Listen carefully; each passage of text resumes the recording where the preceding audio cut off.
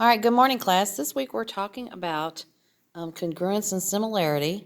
This whole chapter is congruence and similarity, and we're going to talk about what that means as far as transformations, because that's what we learned in the past. We learned the transformations in the last chapter, the translation, rotation, reflection, and dilation, and now we're going to apply that to what we're doing this chapter.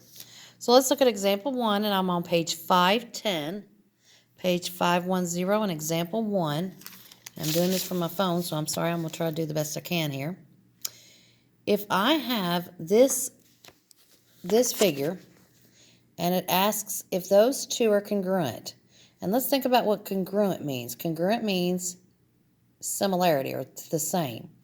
So let's see if these two figures are congruent.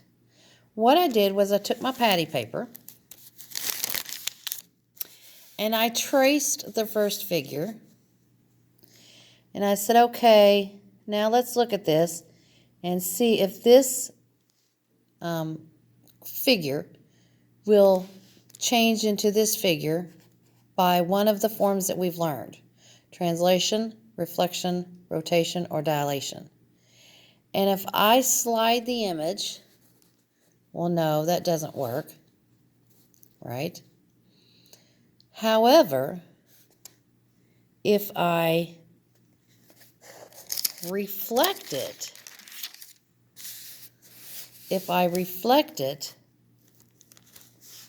sorry, I'm trying to do all this and hold the phone too. So if I reflect it, I'm right beside the other figure. So how do I get from this, what I have, down to the blue? And I translate it. So they are congruent by a form of reflection and then translation. All right, we're going to go ahead and look at number 2 on the same page, 510. And as you can see, I have traced the red figure, and I'm going to try to figure out how to get that red figure onto the green figure. So if I translate it, no, that does not work. If I reflect it, which means I flip, so I flipped over my paper. Let's see if that works. It does not.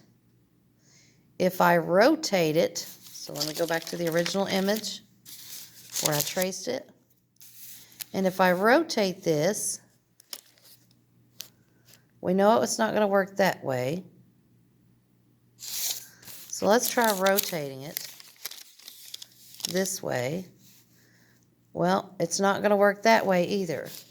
So rotation will not get it, and it's certainly not dilation. So these items are not congruent because they will not be congruent through a form of transformation.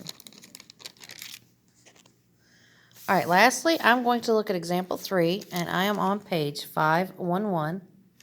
Example 3, page 511. And I've already traced here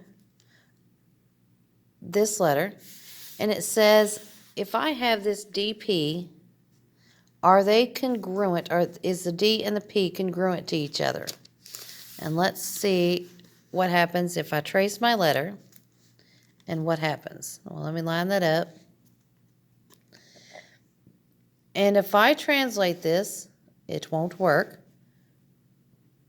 If I reflect it, it does not work because now it just became a B.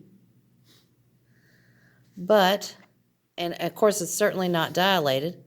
So how can I make it to where it's congruent? If I go back to my original image and I rotate it, remember rotation, and if I rotate it, it turns to this, but then I have to translate it, which means slide, and now they are congruent. So this D and the P would be congruent to each other by first a rotation and then a translation.